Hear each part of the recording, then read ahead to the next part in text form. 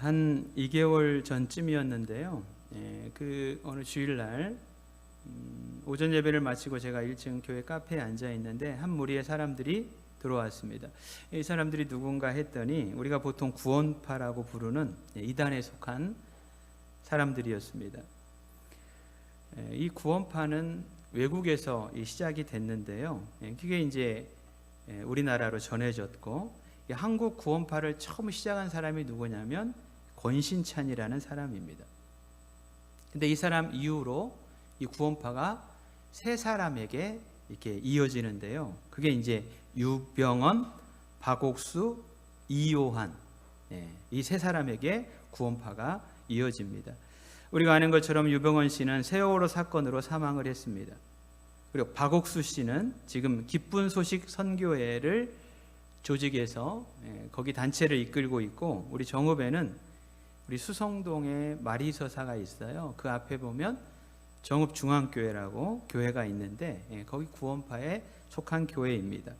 이요한 씨는 생명의 말씀 선교회를 조직했고요. 정읍에 여기에 소속된 교회가 있습니다. 우리 상동에 정읍 성결교회를 가다 보면 좌측에 정읍교회라고 이렇게 있는데 거기가 이 이요한 계열의 구원파 교회입니다. 이 사람들이 서로 하나가 되지 못했어요. 그래서 서로 독자적인 세력을 형성해서 활동을 하고 있는데 같은 뿌리를 가지고 있습니다. 그때 우리 교회를 찾아온 사람들은 박옥수 씨 계열이에요. 근데 이 사람들이 매년 대형 집회를 실시하는 것 같아요. 여러분 한번 전단지나 얘기를 들어보셨을 거예요. 죄사함과 거듭남의 비밀, 이런 집회를 실시를 하는데 저를 초대하기 위해서 저를 찾아왔습니다. 구원파의 특징은 여러분 잘 아시잖아요. 이 사람들은 예수를 믿는 사람이 믿지 않은 사람들인지, 특별히 예수 믿는 사람들에게 이렇게 질문을 합니다. 당신 구원받은 날짜가 언제입니까? 여러분에게 이 사람들이 구원받은 날짜가 언제입니까? 물어보면 여러분 뭐라고 대답하실래요?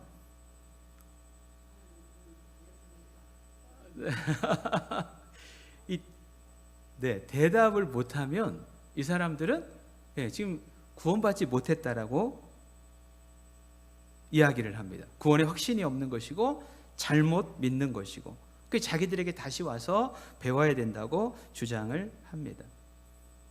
근데 여러분, 우리는 늘 성경을 기준으로 이 얘기를 해야 되잖아요. 성경 어디에도 구원받은 날짜를 기억을 잘 해야 구원받는다고 말씀하신 부분이 없습니다. 또 성경에 어떤 사람도 내가 몇 년, 몇 월, 며칠에 구원받았다라고 이야기하지 않습니다. 바울 사도도 마찬가지예요.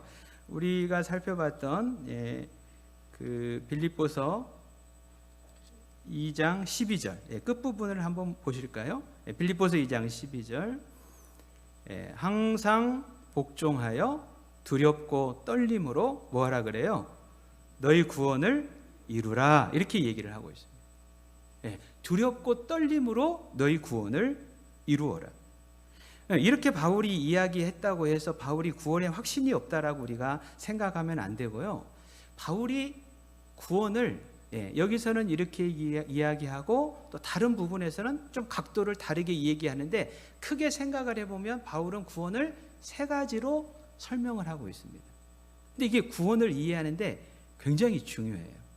이 세 가지가 뭐냐면, 첫 번째는 이미 얻은 구원입니다. 이미 얻은 구원. 로마서 10장 9절을 보면 이런 말씀이 있어요. 네가 만일 네 입으로 예수를 주로 시인하며 또 하나님께서 그를 죽은 자 가운데서 살리신 것을 네 마음으로 믿으면 구원을 받으리라, 이렇게 말씀을 합니다. 구원을 어떻게 받냐면 예수님을 주님으로, 구원자로 우리가 믿고 시인을 하면 구원을 받는다는 거예요. 여러분은 예수님을 주님으로 구원자로 믿으십니까? 안 믿으십니까? 믿잖아요. 그러면 죽어봐야 아는 것이 아니라 이미 구원을 소유하고 있다. 이게 바울의 주장입니다. 근데 거기서 그치는 것이 아니고 바울은 이루어가야 될 구원이 있다고 얘기를 해요. 이미 얻은 구원도 있지만 이루어가야 될 구원이 있다는 것입니다. 구원받았다면 아까 우리가 읽었던 것처럼 두렵고 떨리는 마음으로 구원받은 백성으로서의 삶을 살아가야 한다는 것입니다. 그리고 마지막 세 번째가 무엇이냐면 완성될 구원입니다. 우리가 구원받았는데 지금 완전하지가 않아요. 여러분, 우리가 완전히 구원을 받았다 그러면 죽으면 될까요? 안 될까요? 왜 대답을 안 하십니까? 네, 죽으면 안 돼요. 완전히 구원받았다면 사실은 질병도 없어야 돼, 문제도 없어야 돼. 근데 우리는 지금 구원받았지만 이 구원이 완성이 안 됐습니다. 언제 완성이 되냐면 예수님 다시 오실 때, 재림하실 때, 그때 구원이 완성이 되는 것이지요. 그래서 여러분, 이 세 가지를 좀 우리가 구원을 이해하는데 잘 좀 여러분들이 아시면 좋겠어요. 첫 번째는 이미 얻은 구원이 있습니다. 두 번째는 이루어가야 될 구원이 있습니다. 세 번째는 완성될 구원이 있다. 이게 바울의 구원관입니다. 근데 예수님도 이렇게 말씀을 하셔요. 요한복음 3장 8절. 우리 같이 한번 찾아 읽어볼까요? 예수님은 구원에 대해서 뭐라고 말씀하셨는지 요한복음 3장 8절입니다.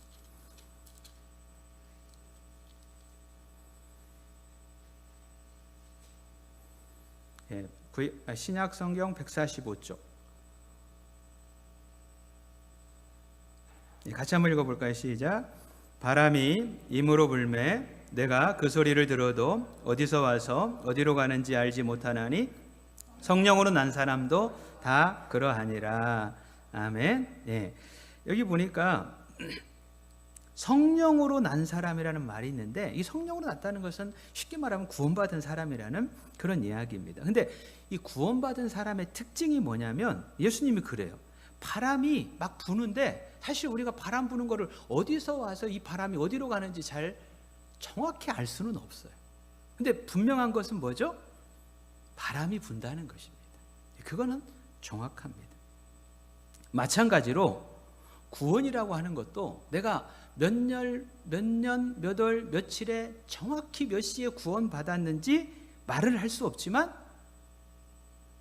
구원받았다는 확신, 이거 가질 수 있다. 이렇게 예수님께서 말씀을 하시는 것이죠.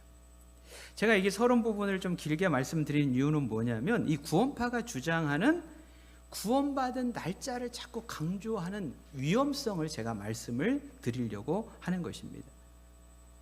이 사람들이 구원받은 날짜를 강조하는 것은 이런 문제를 발생시킬 수 있어요. 나는 그날 정확히 구원을 받았다. 그러니까 모든 것이 다 이루어졌다. 나는 온전해졌다. 더 나아가면 그러니까 이제 나는 구원받았으니까 어떻게 살아도 상관이 없다. 이렇게 이어질 위험성이 있다는 것이죠. 우리는 사실 누가 이단 그러면 쉽게 이단이라고 이렇게 얘기를 합니다. 구원파도 사실 이단으로 정죄가 돼 있어요. 이게 그냥 아무나 정죄할 수 있는 게 아니고 교단에서 연구를 해가지고 이 문제 있다. 그래서 이단으로 정죄를 하는 것입니다. 근데 우리가 구원파의 교리를 자세히 살펴보면 사실 우리가 주장하는 교리하고 굉장히 흡사합니다. 근데 왜 이 구원파를 이단으로 규정을 했냐면 말씀드린 것처럼 이제 우리는 구원받았으니까 율법도 필요 없다는 것입니다. 구약율법. 회개도 필요 없다는 것입니다. 죄를 지어도 회개할 필요가 없다고 주장을 하기 때문입니다. 한마디로 구원받았으니까 이제 다 이루어졌다라고 이 사람들이 생각을 하는 것이죠. 아마 제가 이렇게 얘기하면 우리 그렇게 생각하지 않습니다라고 얘기할 수 있지만 이걸 전체적으로 우리가 종합을 해보면 그런 위험성이 분명히 있다고 하는 것입니다. 근데 여러분, 이 말씀을 드리는 이유는 무엇이냐면 우리가 살펴보고 있는 이 빌립보 교회에도 이런 생각을 가진 사람들이 있었다는 것입니다. 자, 여러분 우리 빌립보서로 가서 3장 12절을 우리 다시 한번 살펴볼까요? 빌립보서 3장 12절에 보니까 바울이 이렇게 얘기하죠. 내가 이미 얻었다 함도 아니요 온전히 이루었다 함도 아니라, 이렇게 얘기를 합니다. 그러면서 오직 내가 그리스도 예수께 잡힌 바 된 것을 잡으려고 달려가노라, 이렇게 얘기를 하는데, 내가 이미 얻은 것도 아니다, 온전히 이루었다고도 나는 말하지 않는다, 이렇게 얘기를 하는 거예요. 왜 바울이 이런 표현을 하고 있냐면 이런 말을 하는 사람들이 교회 안에 있었기 때문입니다. 나 온전히 이루었다, 나 이미 다 얻었다. 근데 이런 사람들이 교회 안에 문제를 일으키고 성도들을 혼란스럽게 하고 있었다는 것입니다. 이미 얻었고 온전히 이루었다고 하는데 그들의 모습을 보면 신앙이 딱 멈춰 있어요. 변화와 성숙이 없습니다. 시간이 흐를수록 잘못된 것을 붙들고 있으면서 점점 더 완고해지는 것입니다. 내 생각만 옳다고 주장을 하면서 나처럼 생각하지 않고 나처럼 행동하지 않는 사람들을 비난하고 정죄하고 상처를 주고 다툼을 일으키는 거예요. 안타깝게도 자기 자신을 돌보지 않는 것입니다. 그러니까 바울이 보니까 구원받았다고는 하는데 그들의 삶에 구원의 흔적이 없습니다. 참 이게 제가 이렇게 설교를 준비하면서 지금 참 우리 한국 교회가 굉장히 어려움을 겪고 있는데요. 이런 문제가 아닌가 제가 좀 생각을 해봤습니다. 우리가 아는 것처럼 한국 교회는 기적과 같은 부흥을 경험을 했다고 자랑을 했습니다. 한때는 국민의 4분의 1이 기독교인이라고 우리가 자부심을 가졌습니다. 그러면 사실 하나님께서 그런 큰 은혜를 주셨을 때에 우리는 구원받은 성도는 어떻게 살아야 할 것인가를 좀 진지하게 고민을 해야 했습니다.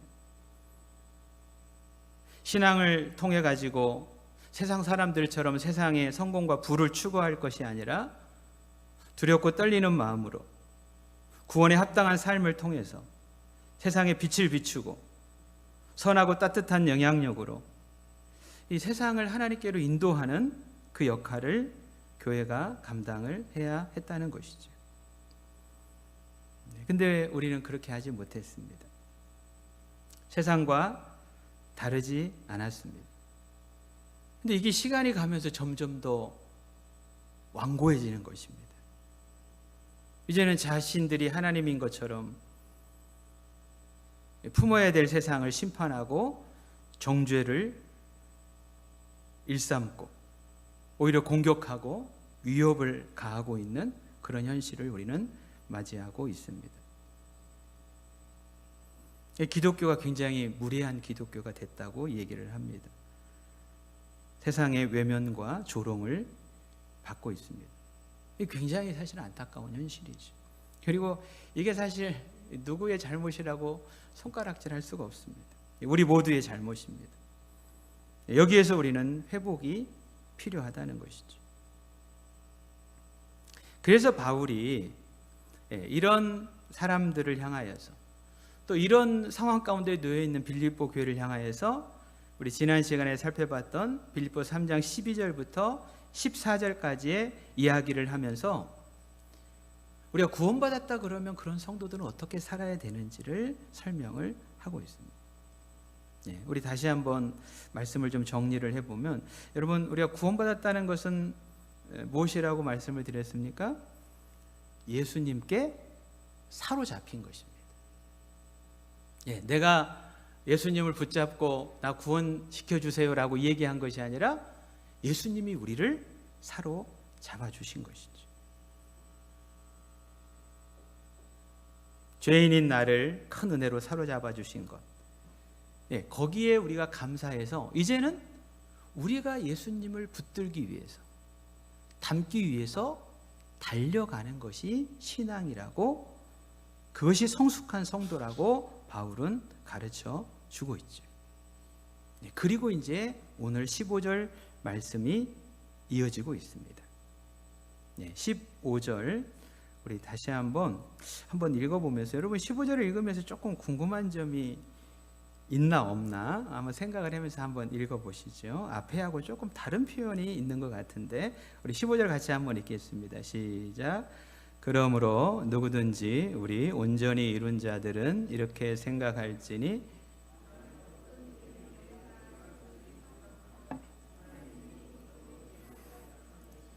아멘. 네, 여러분 15절 읽다 보니까 좀 다른 부분이 뭐가 있습니까? 네, 이상한 점이 하나 있습니다. 네, 12절과 15절을 비교를 해보면 12절에 바울이 이렇게 얘기했어요. 내가 이미 얻었다 함도 아니요 온전히 이루었다 함도 아니라, 이렇게 얘기했어요. 나 온전히 이룬 거 아니다. 근데 15절에는 그러므로 누구든지 우리 온전히 이룬 자들은 이렇게 생각할지니, 이렇게 바울이 이야기를 하고 있다는 것입니다. 아니, 온전히 이루지 않았다라고 얘기를 해놓고 15절에서는 우리 온전히 이룬 자들은, 이게 조금 혼돈이 될 수 있는데요, 이것이 번역의 좀 차이인 것 같아요. 그래서 15절을 공동 번역 성경으로 읽어보면 쉽게 이해할 수가 있습니다. 제가 읽어볼게요. 15절. 그러므로 믿음이 성숙한 사람들은 모두 이와 같은 생각으로 살아야 합니다. 이렇게 얘기를 하고 있습니다. 앞부분을 읽어보면 그러므로 믿음이 성숙한 사람들은 모두 이와 같은 생각으로 살아야 합니다. 그러니까 바울은 15절에서 말하는 이 온전히 이루었다는 것이 12절에서 설명하고 있는 완전에 도달했다, 뭐 이런 의미로 사용하는 것이 아니고요, 성숙한 성도들을 의미를 하는데, 성숙한 성도들은 이렇게 생각하는 것이 맞습니다 라고 바울이 지금 가르쳐주고 있는 것이지요. 어떻게 생각을 해야 되는가?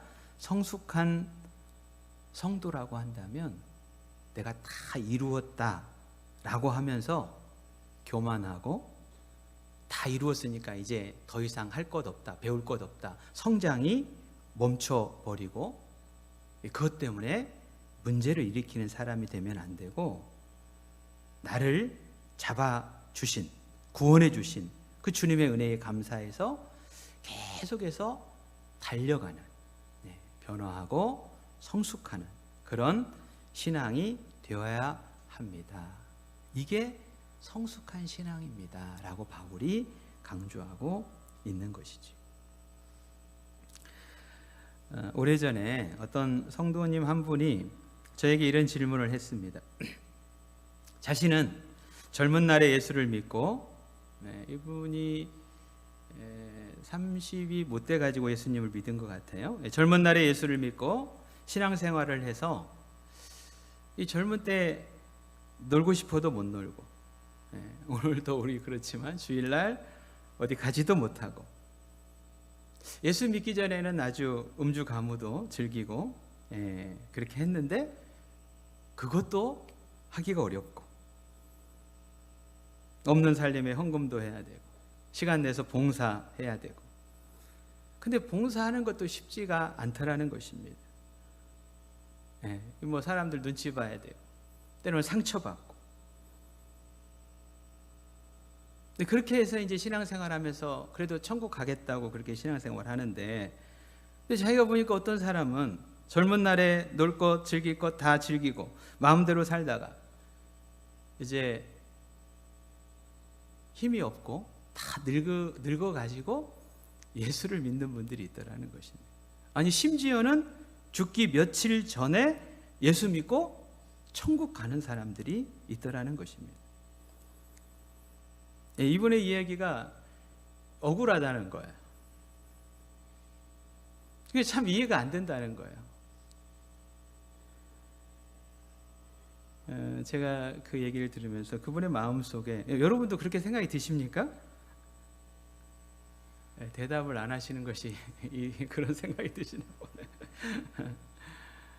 그분 마음속에는 이렇게 조금 믿고도 천국 갈 수 있고 오래 믿고도 결국 가는 곳이 천국이고, 그런 다음에 재미있게 살다가 나중에 믿어도 되는데 내가 너무 일찍 믿은 것이 아닌가, 이런 후회가 마음속에 좀 자리를 잡고 있는 것이 아닌가 하는 마음이 제가 들었습니다. 여러분, 우리가 예수 믿는 이유가 단 한 가지, 죽어서 천국 가는 것이라면 제가 봤을 때 그분 말도 일리가 있습니다. 그러면 여러분, 사실 바울이 굳이 사실 이렇게 살 필요가 없을 것 같아요. 천국 가는 것이 목적이라고 한다면. 여러분, 예수님 만나고 우리가 뭔가를 누리는 것이 죄가 되는 건 아니지 않습니까? 바울이 예수님 만나고 막 사기치고 막 권력 사용해 가지고 뭔가를 얻은 거 아니지 않습니까? 그냥 태어나면서부터 그냥 그게 얻어진 거예요. 살아가다가 환경 속에서 좋은 가문에서 그냥 자동적으로 태어난 것이고, 공부를 하다가 좋은 학벌을 얻게 된 것이고, 또 좋은 어떤 시민권을 가지게 된 것이고, 능력을 가지게 된 것입니다. 그 죄가 아닙니다. 오히려 우리 시대로 보면 그런 조건을 가지고 있는 것이 복음을 전하는 데 훨씬 유리하고 영향력을 발휘할 수 있다고 이야기를 합니다. 근데 바울은 예수님 만나고 모든 것을 버리지. 그거는 뭘 얘기하냐면 바울은 신앙이 무엇이라고 하는 사실을 알았다는 이야기입니다. 죽어서 그냥 예수 믿고 천국 가는 것, 그런 문제가 아니라는 것입니다. 하나님이 나를 사로잡으신 이유가 무엇인지를 바울이 알았기 때문입니다. 여러분, 우리가 신앙생활에 예수 믿고 천국 가는 것 이상의 아주 중요한 이유가 있기 때문이죠. 저는 그거를 요즘에 우리 야곱의 삶을 묵상하면서 좀 생각을 해봤습니다. 이제 우리 창세기 뒷부분을 좀 묵상을 하는데, 지금 이제 야곱의 가족 70명이 애굽으로 이주를 합니다. 당시 애굽은 대제국입니다. 가나안 땅에 자기 가족들과 살고 있던 야곱이 애굽으로 이주를 해서 통치자인 바로 왕을 만나게 됩니다. 근데 창세기 47장은 그 장면을 설명을 하면서 두 번이나 야곱이 바로에게 축복을 했다, 이 말씀을 강조를 합니다. 근데 현재 야곱은 사실은 큰 민족을, 대제국을 이룬 사람이 아니잖아요. 전부 해봐야 70명의 가족들을 데리고 있는 사람입니다. 그것도 지금 기근으로 인해서 먹을 것이 없어가지고 양식이 있는 애굽. 그래도 감사하게도 자기 아들이 애굽의 총리가 돼가지고 거기에 좀 심하게 표현하면 먹을 것 찾아서 빌부터 살기 위해서 이주를 한 것입니다. 반면에 애굽은 대제국입니다. 통치자 바로는 신과 같은 그런 존재입니다. 그러면 사실 야곱이 바로의 축복을 받아야 될 것 같습니다. 근데 제가 말씀을 묵상하면서 느낀 건 뭐냐면, 야곱이 전혀 위축되거나 그걸 부러워하거나 비교 의식을 갖거나 경쟁 의식을 갖지 않는 것 같습니다. 제가 현장이 없으니까 100% 알 수는 없을 것 같아요. 근데 바로를 당당하게 축복하는 야곱의 모습을 보니까 그런 게 보이지 않습니다. 근데 그 이유를 성경이 두 가지로 설명을 하는데요, 그게 창세기 47장 9절에 나와 있습니다. 제가 읽어볼게요. 내 나그네 길의 세월이, 바로가 야곱을 만나가지고 너 몇 살이냐 물어보니까 야곱이 대답하면서 이렇게 얘기를 합니다. 내 나그네 길의 세월이 130년이니이다. 내 나이가 얼마 못 되니 우리 조상의 나그네 길의 연조에 미치지 못하나 험악한 세월을 보냈나이다, 이렇게 얘기합니다. 두 가지. 야곱은 자신의 인생이 나그네 길이라고 얘기를 합니다. 그리고 험악한 세월을 보냈다라고 말을 합니다. 나그네 인생, 이 땅에 영원히 머무는 존재가 아니라는 것이죠. 잠시 잠깐 머물다가 본향으로 돌아가 그곳에서 영원히 살아갈 존재라고 하는 것입니다. 여러분, 이것을 확신하다 보면 애굽 왕 바로가 붙잡고 있는 세상의 화려함, 풍요, 권력, 이것이 전부가 아니라는 사실입니다. 오히려 그것보다는 이 땅의 삶을 살아가면서도 내가 나그네요, 하나님의 백성임을 기억하고 하나님 나라의 가치관을 따라 그 나라의 삶을 살아가는 것이 아름다운 삶이고, 그게 진짜 신앙이라고 야곱이 고백을 하고 있는 것이죠. 근데 그거를 어디서 배웠냐면 험악한 세월을 보내면서 야곱이 배웠다는 이야기입니다. 우리가 아는 것처럼 야곱은 축복을 받겠다고, 이 땅에서 잘 살아보겠다고 가족도 속이고 인간적인 수단과 방법을 다 동원해가지고 발버둥 치던 인생이 아니었습니까? 그러다 숱한 고난과 험악한 세월을 보내면서 하나님의 은혜를 맛보고 변화와 성숙을 경험을 합니다. 그리고 나서 인생의 마지막에 내린 결론이 무엇이냐면 인생은 나그네 길이라는 것이죠. 진정한 행복은 잠시 머무는 이 땅에서 세상 사람들처럼 살아가는 것이 아니라 오히려 하늘의 삶을 살아가는 것이 진정한 행복이라고 야곱은 이야기를 합니다. 우리가 살면은 다 잠시 잠깐 살아가다 가는 인생인데, 이 인생 하나님의 백성으로서 하늘의 삶을 살아가는 것, 이게 신앙이고 이것이 진정한 행복이라고 야곱이 발견하고 고백을 하는 것이죠. 하나님의 백성으로서 말씀의 가치관으로 살아가는 것입니다. 결국 우리는 이제 영원히 그 나라에 가 살아야 되잖아요. 그 삶을 이 땅에서 준비하며 살아가는 것이 복된 삶이라고 하는 것이죠. 제가 우스갯소리로 자주 하는 이야기가 있습니다. 여러분, 천국 가는 게 굉장히 중요합니다. 근데 이 땅에서 내가 주인이 돼가지고 내 마음대로 살던 사람은 천국 가면 거기가 천국일까요? 지옥일까요? 네, 거기는 내가 주인이 절대 못해요. 하나님만 주인이에요. 그러니까 내가 주인 돼가지고 내 마음대로 살던 사람은 천국 가면 그게 지옥입니다. 네, 여러분, 이 땅에 살면서 내 마음에 안 드는 사람 정죄하고 비난하고 외면하다가 천국 가면 그 사람들하고 영원히 살아야 돼. 거기가 천국일까요? 지옥일까요? 제가 웃자고 하는 얘기입니다. 여러분, 하나님의 마음과 하나님의 뜻과 상관없이 내 마음대로 내 뜻대로 살다가 천국 가면 그것도 지옥입니다. 여러분, 천국 가기 전에 하나님 우리를 다 변화시키셔요. 그래서 천국에서 전혀 갈등 없이 하나님 주인 삼고 서로 화목하게 영원한 삶을 살도록 만들어 주십니다. 제가 우스갯소리로 말씀을 드린다고 제가 얘기를 했는데요. 제가 이렇게 말씀드리고 싶은 것은 무엇이냐면, 우리 이 땅의 삶을 살아가면서 내 시민권이 하늘에 있다는 사실을 기억하며 하늘 백성으로서 삶을 살아가는 것, 이것이 진정 복된 인생이라고 하는 것이죠. 천국에서 영원히 살아야 될 삶을 이 땅에서 우리가 조금이라도, 참 그렇게 사는 거 힘듭니다. 그럼에도 그렇게 살아가며 미리 연습하는 것, 이것이 신앙이라고 하는 것이죠. 여러분, 이렇게 보면 제가 아까 예화를 하나 들었잖아요. 죽기 직전에 예수 믿고 천국 가는 것도 진짜 큰 복입니다. 근데 오히려 일찍 믿어서 하늘 백성으로서의 삶을 살아가고 하나님을 주인 삼고 하나님이 기뻐하시는 가치관을 가지고 살아간다면 그것이 진정한 행복이고 성숙한 신앙이라고 하는 것이죠. 그럴 때 우리는 거친 풍랑 가운데도 유동하지 않는 든든한 인생이 될 것입니다.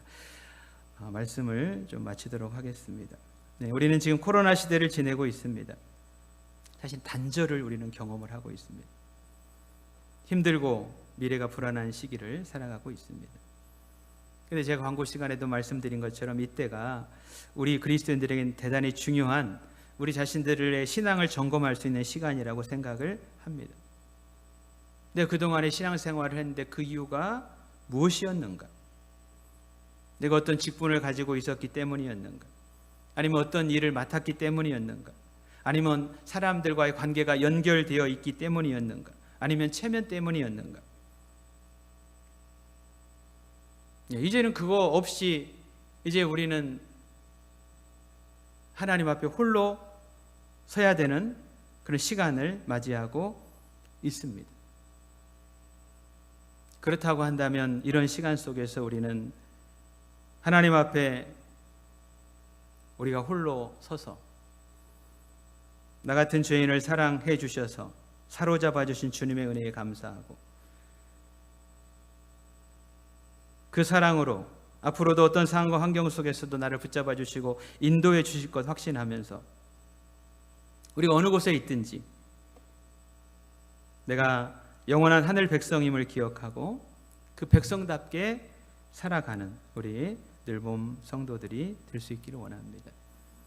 이때가 참 하나님 이제 그동안의 신앙이 부담스러웠는데 기회가 참 좋다 이렇게 생각하지 마시고 오히려 사람들과는 멀어지지만 하나님과는 가까워지고 하나님과의 관계가 깊어지고 오히려 다른 것 배제하고 하나님께만 집중하고 나를 향한 하나님의 마음과 뜻을 깊이 이해하고 그렇게 살아가고 또 그렇게 회복해 갈 수 있는 우리 복된 늘봄 성도들이 다 될 수 있기를 원합니다.